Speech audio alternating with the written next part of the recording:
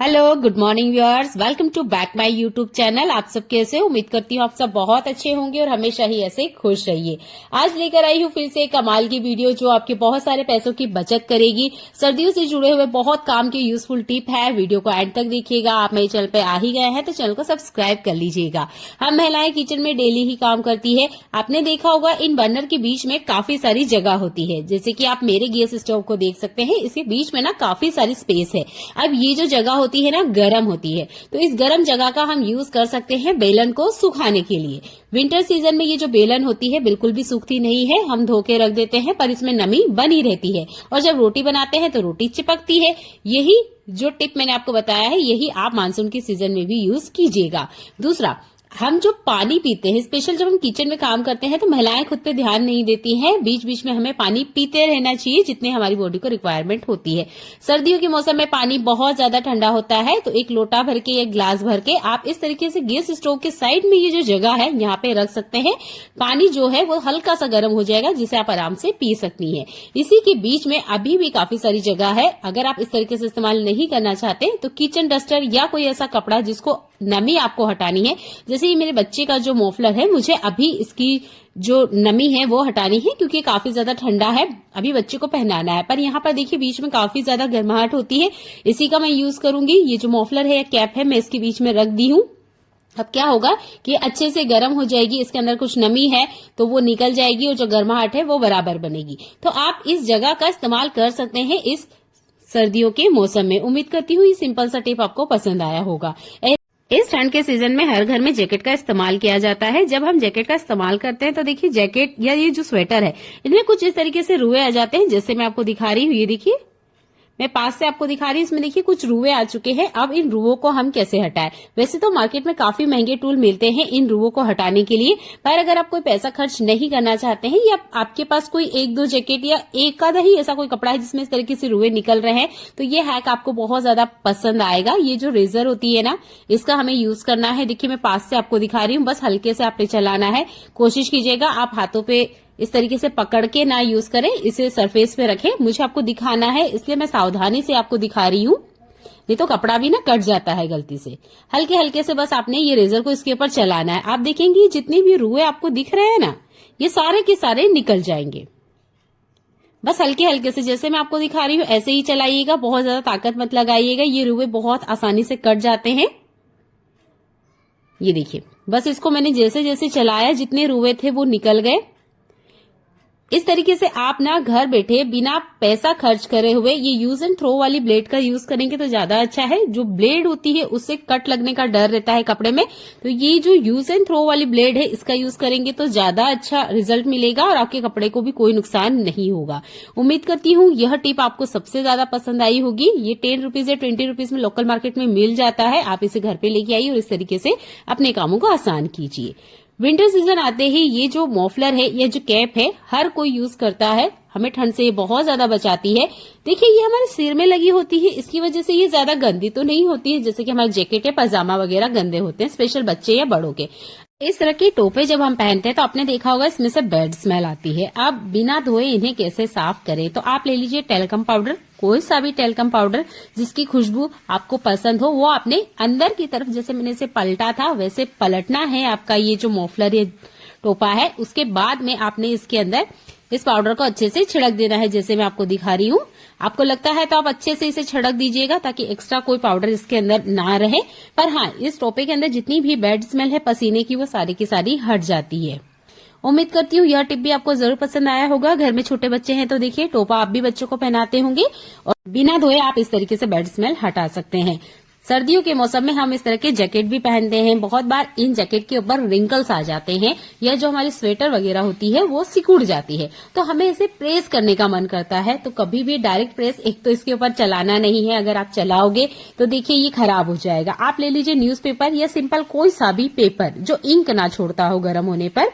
इस पेपर को रखना है, उसके बाद में आपने प्रेस करना है। आपके इस तरह के जो भी जैकेट वगैरह है ये बिल्कुल भी खराब नहीं होंगे। अगर आप डायरेक्ट ऐसे ही लगा दोगे तो देखिए प्रेस पे चिपक जाएगा और ये जो जैकेट है ये भी खराब हो जाएगा। सेम यही टिप आप इस तरह के टोपा वगैरह या जो स्वेटर है उनके ऊपर भी अप्लाई कीजिएगा, क्योंकि जब हम डायरेक्ट जो प्रेस है स्वेटर या इस तरह के टोपे वगैरह पे अप्लाई करते हैं तो उसकी जो लास्टिक होती है वो ढीली हो जाती है या जो ऊन है वो फैल जाता है। तो बनी बात है जब गर्म होगा तो ऊन फैलता ही है।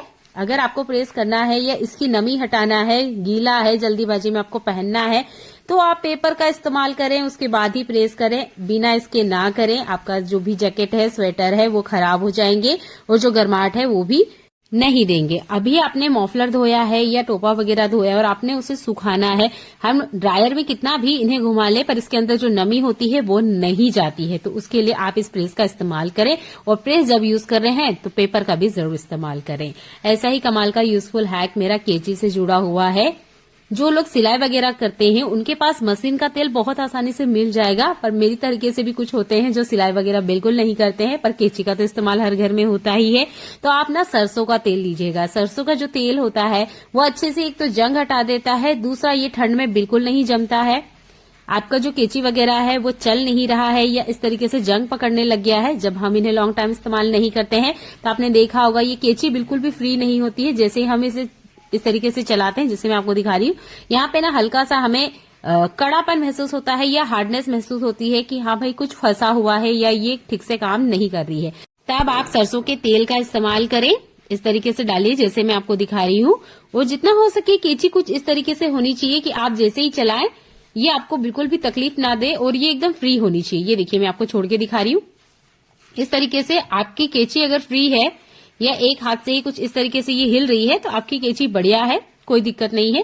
केची हमेशा इस तरीके से ही होनी चाहिए। अगर इसमें थोड़ा सा भी कड़कपन आ रहा है या चलाने में आपको कड़क लग रही है तो इसमें सरसों का तेल डालते रहिएगा और कपड़े से वाइप कर दीजिएगा। अब केची तो हम इस्तेमाल कर रहे हैं, बहुत बार ऐसा होता है कि केची की जो धार है वो गिर जाती है। जैसे मैं आपको ये छोटी वाली केची दिखा रही हूँ, ये लोकल मार्केट से मैंने ली थी, मात्र 20 रुपए की है। अगर मैं इसका धार लगाने जाती हूँ तो कम से कम 30 से 40 रुपए लगेंगे, यानी कि जितनी की केची नहीं है उससे ज्यादा मुझे धार लगाने में पैसा लगाना है। तो देखिए ये सब करने की जरूरत नहीं है। पैसों की थोड़ी सी बचत अगर आप करना चाहते हैं तो यूज कीजिए एल्यूमिनियम फॉइल पेपर का। आप ऑनलाइन या ऑफलाइन खाना ऑर्डर करते होंगे तो उसके साथ ही एल्यूमिनियम फॉइल पेपर जरूर आता होगा। बचे हुए टुकड़े का आप इस्तेमाल करें, इस तरीके से आप केची चला दें। अगर आप एल्यूमिनियम फॉइल पेपर का बिल्कुल इस्तेमाल नहीं करते तो जो हमारे दवाई के पेपर होते हैं उसका भी आप यूज कर सकते हैं। जैसे मैं आपको छोटे छोटे टुकड़े कट करके दिखा रही हूँ एल्यूमिनियम फॉइल पेपर के, ऐसे ही आपने छोटे छोटे एल्यूमिनियम फॉइल पेपर के टुकड़े करने हैं और आप देखेंगे कि आपकी जो केची की धार है बहुत बढ़िया से लग गई है। घर बैठे कोई पैसा खर्च भी नहीं करना पड़ा है। ये भी एक बहुत काम का टिप है। आपने भी देखा कि मैंने काफी सारे यहाँ पर टुकड़े किए हैं पर मैं इनको भी वेस्ट नहीं करूंगी, इनका भी रीयूज करूंगी। आप एल्यूमिनियम फॉइल पेपर को इस्तेमाल कर लें, उसके बाद में बॉल बना के रख लीजिएगा जैसे मैं आपको दिखा रही हूँ। ये देखिए छोटे छोटे टुकड़े हैं इसलिए मैं बड़े टुकड़े के अंदर डाल रही हूँ। जब भी यूज हो जाए एल्यूमिनियम फॉइल पेपर का तो इसके टुकड़े को डस्टबिन में फेंकने की बजाय आप इस तरीके से बॉल बना के रख लीजिएगा। अगर ये गंदे नहीं है तब तो आप इसे दाल वगैरह में डाल सकते हैं, पर अगर ये गंदे हैं तो आप इस तरीके से इस्तेमाल कर सकते हैं। कोई सा भी एल्यूमिनियम बर्तन जो कि गंदा है उसमें थोड़ा सा टूथपेस्ट लेना है, हल्का सा पानी लेना है।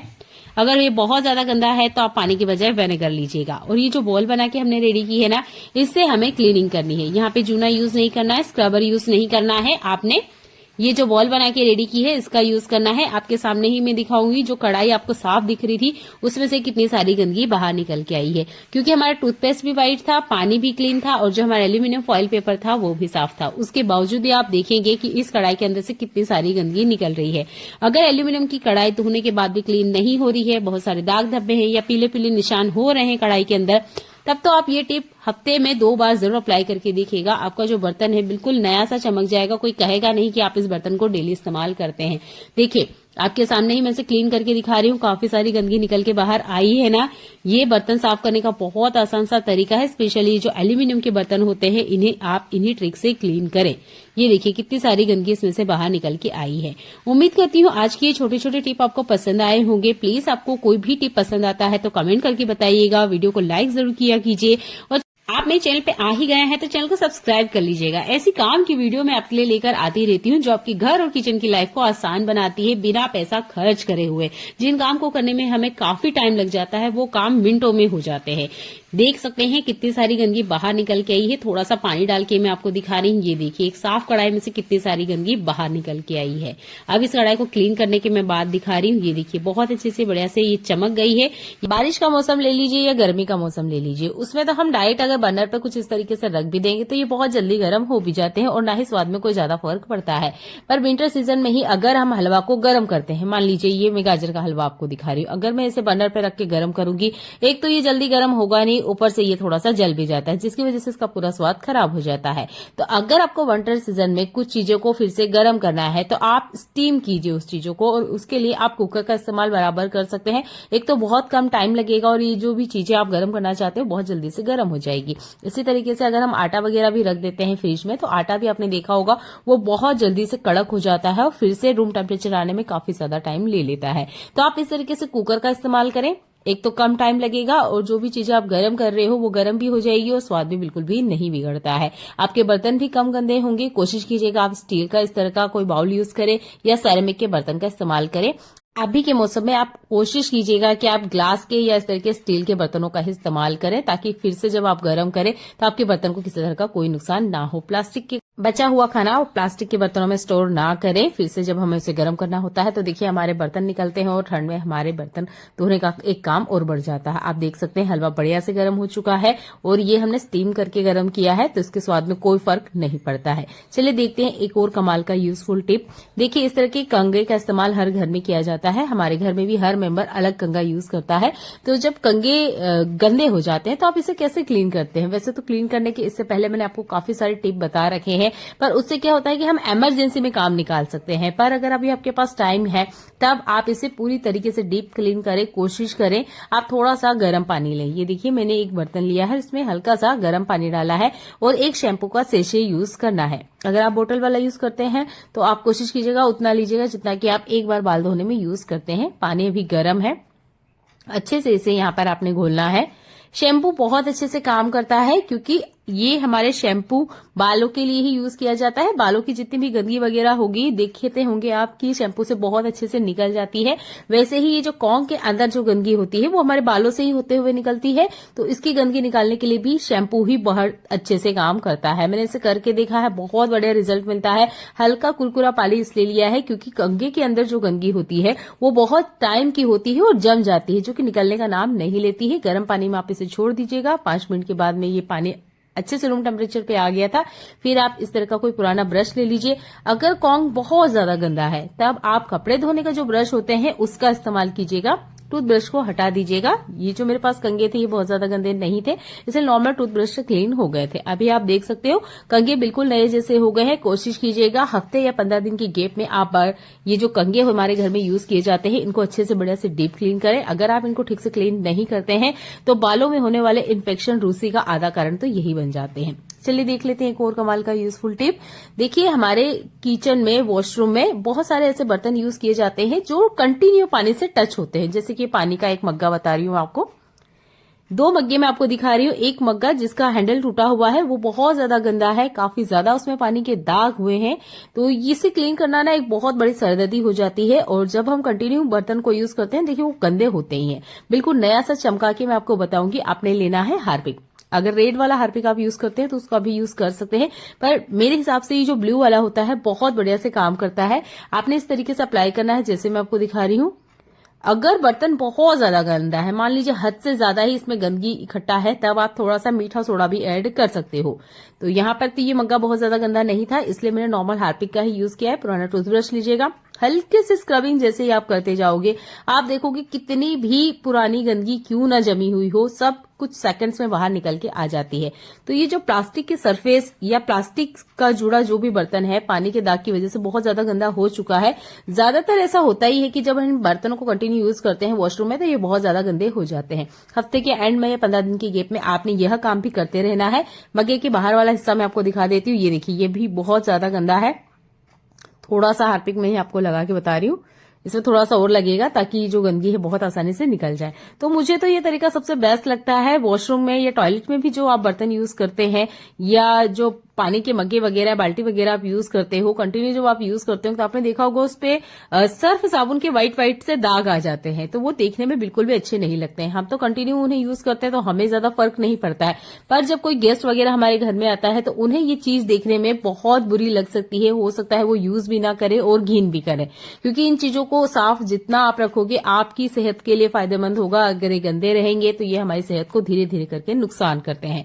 हार्पिक का बराबर यूज कर सकते हैं। अगर आपको लगता है कि हार्पिक नहीं यूज करना चाहिए तो आप बिल्कुल अवॉइड कर सकते हो। आप चाहें तो यहाँ जैसे कि मैंने आपको बताया शैम्पू, आप उसका भी यूज कर सकते हो। हार्पिक अच्छे से क्लीनिंग का काम करता है, इसलिए मैं हार्पिक का यूज करके बता रही हूँ, क्योंकि पानी के दाग आपने भी देखे होंगे बहुत आसानी से तो बिल्कुल नहीं निकलते हैं। अगर आप हार्पिक नहीं यूज करना चाहते तो आप यहाँ पर येलो वाला जो एसिड होता है जो कि हम लेटरिन के अंदर यूज करते हैं उसका भी आप यूज कर सकते हो। वो बहुत ज्यादा रिस्की होता है, इसलिए मैं कभी उसका यूज करना नहीं बताती हूँ, पर अगर आपको यूज करना ही है तो आप वो वाले एसिड का भी यूज कर सकते हैं। उससे भी जो पानी के दाग है बहुत अच्छे से क्लीन हो जाते हैं। बस स्टील पे उसका इस्तेमाल मत कीजिएगा और ना ही आपने हार्पिक का स्टील पे इस्तेमाल करना है। रिजल्ट आपके सामने है। मग्गे में आप फर्क करके नहीं बता सकते कि कौन सा मग्गा गंदा था, फिर भी मैं आपको बता देती हूँ ये जो हैंडल टूटा हुआ मग्गा था ये गंदा था, और जिसे मैंने अभी बिल्कुल अच्छे से क्लीन करके आपको दिखाया है।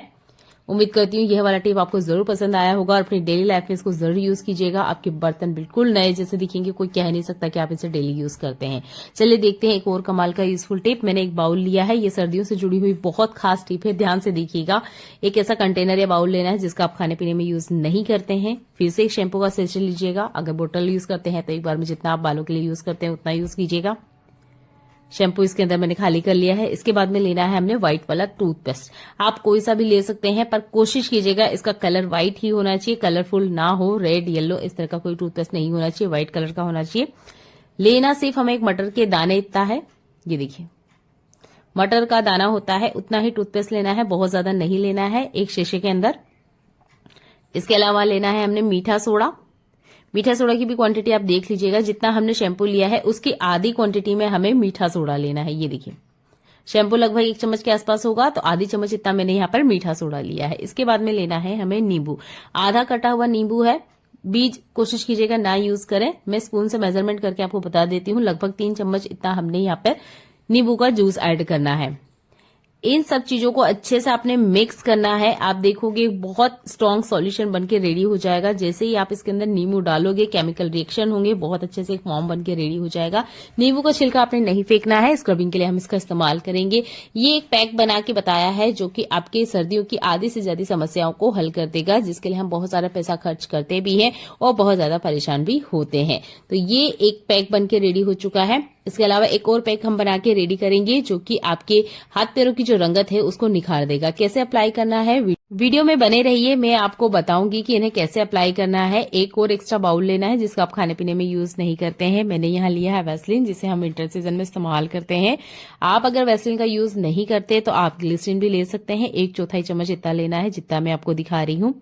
इसे कंटेनर में ले लीजिएगा। इसके बाद में हल्का कुनकुना दूध लेना है हमने। आप ठंडा दूध भी ले सकते हो, पर जो क्रीम बना रहे हैं ना हम, उसमें आप हल्का कुनकुना दूध लोगे तो इसका फायदा है कि जो वैसलीन है वो अच्छे से मिक्स हो जाएगी। ग्लिसरीन लिक्विड होती है इसलिए वो जल्दी से ठंडे दूध में भी मिक्स हो जाएगी, पर अगर आप वैसलीन ले रहे हो तो हल्का कुनकुना 1 चम्मच दूध लीजिएगा। दोनों को अच्छे से मिक्स कीजिएगा। बहुत अच्छे से मिक्स हो जाते हैं, थोड़ा टाइम जरूर लगता है पर मिक्स हो जाते हैं।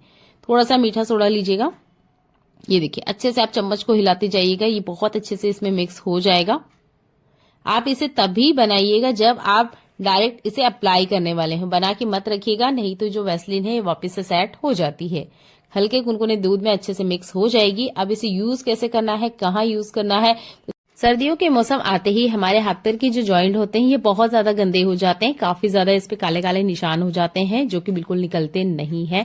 हम डेली ही क्यों ना नहाए फिर भी यहाँ पर काफी सारी गंदगी इकट्ठा हो जाती है। तो फर्स्ट में जो हमने कंटेनर में सॉल्यूशन बना के रेडी किया था उसे हमने हाथ पैरों पे अच्छे से अप्लाई करना है। इसमें हमने शैम्पू, टूथपेस्ट, सोडा और नींबू का यूज किया था। अच्छे से हाथ पैरों पे अप्लाई करना है जैसे मैं आपको दिखा रही हूँ। अगर कूनी वगैरह या हमारे हड्डी की जो जॉइंट है वहां पे बहुत ज्यादा गंदगी है तो आप नींबू का छिलका रखिए साथ में, जैसे मैं आपको हाथ पैरों पे लगा के बता रही हूँ, और अच्छे से स्क्रबिंग कीजिएगा जैसे मैं आपको दिखा रही हूँ।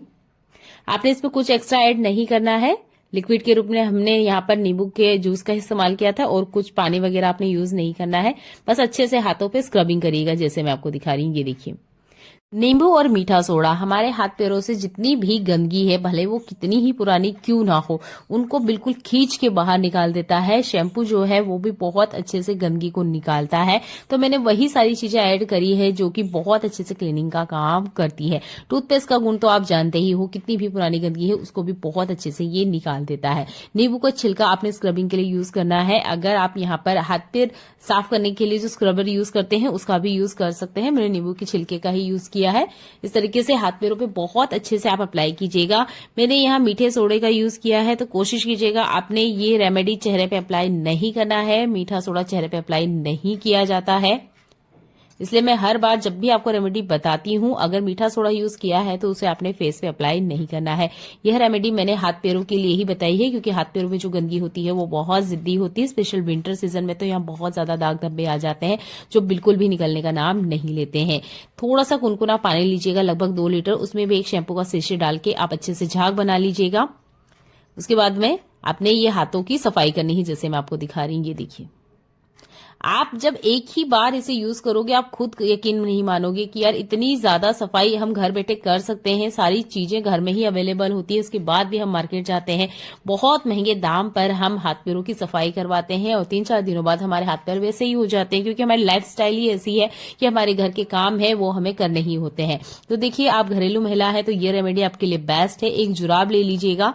अगर आपको लगता है कि अच्छे से क्लीनिंग नहीं हुई है या हाथ पैरों में जो धूल मिट्टी है वो अच्छे से फूल तो गई है पर निकलने का नाम नहीं ले रही है, क्योंकि जब आप इसे यूज करोगे ना तो आपको खुद महसूस हो जाएगा कि हाँ, हाथ पैरों में जो गंदगी है वो निकल रही है, तब आप किसी स्क्रबर का ना यूज करते हुए आप एक कपड़े का यूज कीजिएगा, जैसे मैं आपको दिखा रही हूँ। जुराब बहुत बढ़िया से काम करता है, मैंने इसे करके देखा पर्सनली और बहुत अच्छा रिजल्ट मिलता है। यकीन मानिए, एक बार तो आप जरूर करके देखिएगा।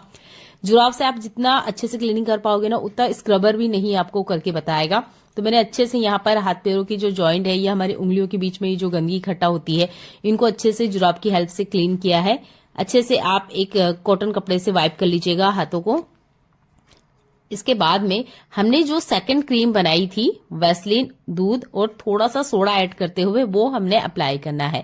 कोशिश कीजिएगा विंटर सीजन में जो एक गलती हम करते हैं वो बिल्कुल ना करें। आप नहा लें या हाथ पैर धोएं, उसके 2 मिनट के अंदर ही आपने मॉइस्चराइजर का यूज करना है। अगर आप मॉइस्चराइजर नहीं यूज करते हैं तो इस क्रीम का आप यूज कर सकते हैं, जो मैंने अभी आपको बना के बताई है। आप डायरेक्ट वैसलीन का भी यूज कर सकते हैं, पर वैसलीन ना कुछ टाइम बाद में उड़ जाती है या वो अच्छे से काम नहीं करती है। पर आप थोड़ा सा मीठा सोडा और दूध ऐड करेंगे तो बहुत अच्छे से एक लॉक लग जाएगा आपकी स्किन के ऊपर, जो कि आपको 4-5 घंटे के लिए टेंशन फ्री कर देगा। आज की यूजफुल वीडियो में यह टिप सबसे खास थी जो आपके सर्दियों के पैसे बचा लेगी, क्योंकि हमारे हाथ पैर एक ऐसी चीज है जो कि विंटर सीजन में फटते ही हैं, भले ही हम कितना भी केयर क्यों ना कर ले। तो हफ्ते में 2 बार आप इस रेमेडी को यूज कीजिएगा, 100% आपको रिजल्ट मिलेंगे। देखने के लिए आपका बहुत सारा धन्यवाद।